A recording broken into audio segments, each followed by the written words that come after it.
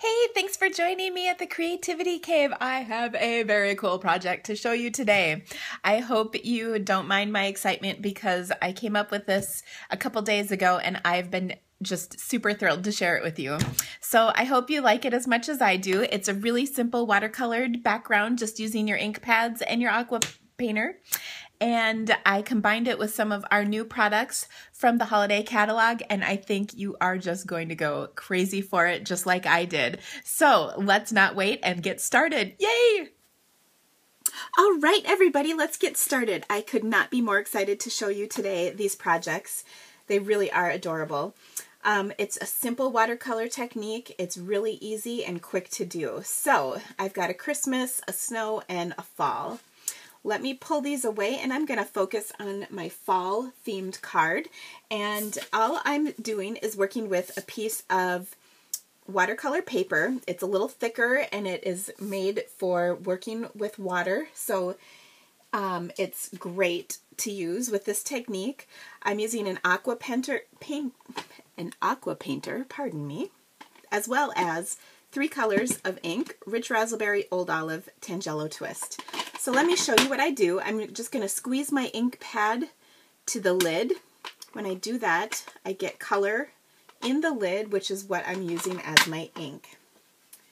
And all you do is pick up that color and kind of create a little block of color, and you can mess with it, go over it.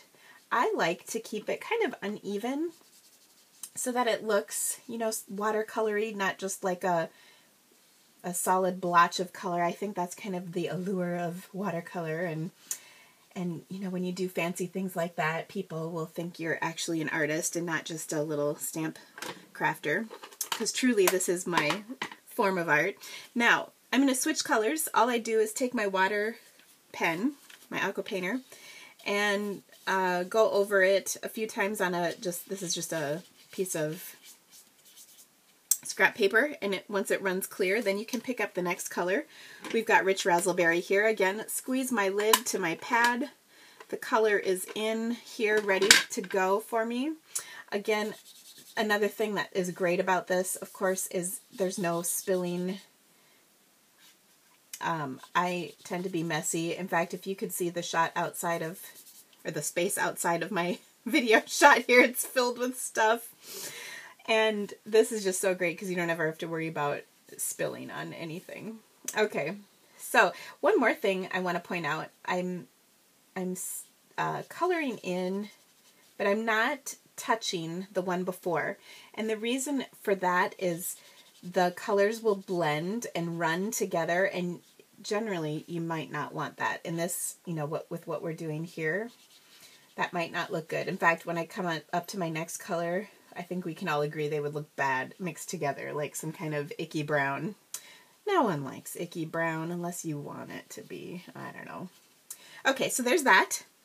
Again, you can see I'm just trying to do some uneven color. I'm going to clean my brush off here off camera and then do my last color, Old Olive.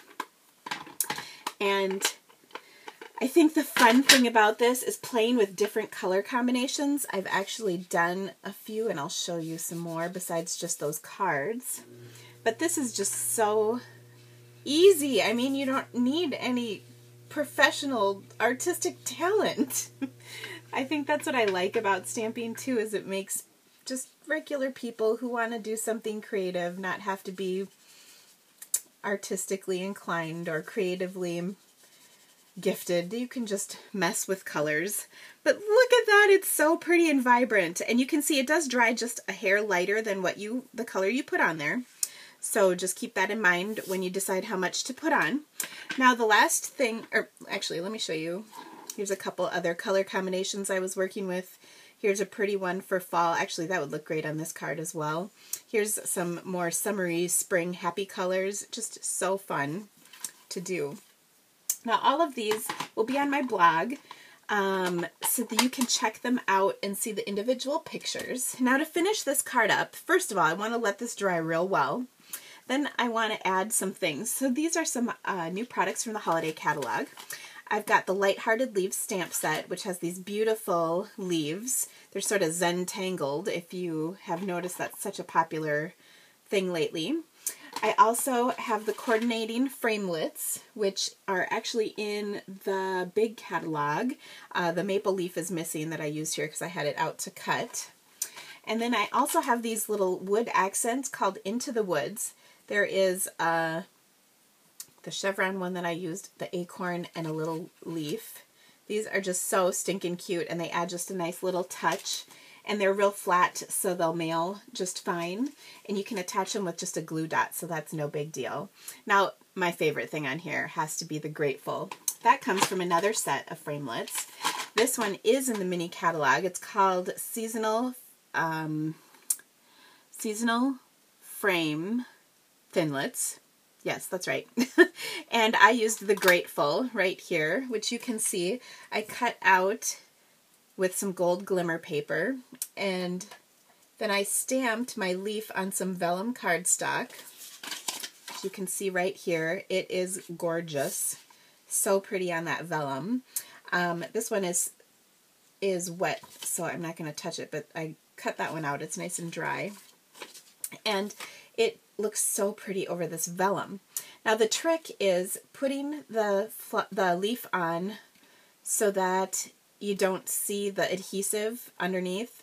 And so another great thing about these little white spaces in between is you can put some dimensionals. Now what I'm going to do is, on your sheet of dimensionals there's this outline all the way around, and you can use those pieces. So I'm just going to snip them apart, pull off just this one, little piece. I'll sit that down right there, pull that backing off, and then my leaf will go on like this. And now you can see it a little bit there, but I'll really cover it up when I put Grateful over the top. Oh, how awesome is that? Now to adhere the Grateful, I'm just going to use a little bit of my green glue, my Mono Multi liquid glue, and put some on the back. You don't need a ton, just enough to get that attached to the leaf. Really simple. I finished it up by adding it to a panel of rich razzleberry and onto my old olive card. I hope you loved this project as much as I loved sharing it with you. Please visit my website, thecreativitykave.com, for all the details as well as pictures of every project that I put up here for you today. And please, if you like this project, share it with your friends. Help me get some people checking out these awesome projects, because I just love sharing them with you. My YouTube channel is The Creativity Cave, and hopefully you will like what I have to share. Thanks so much for stamping with me today. Bye-bye!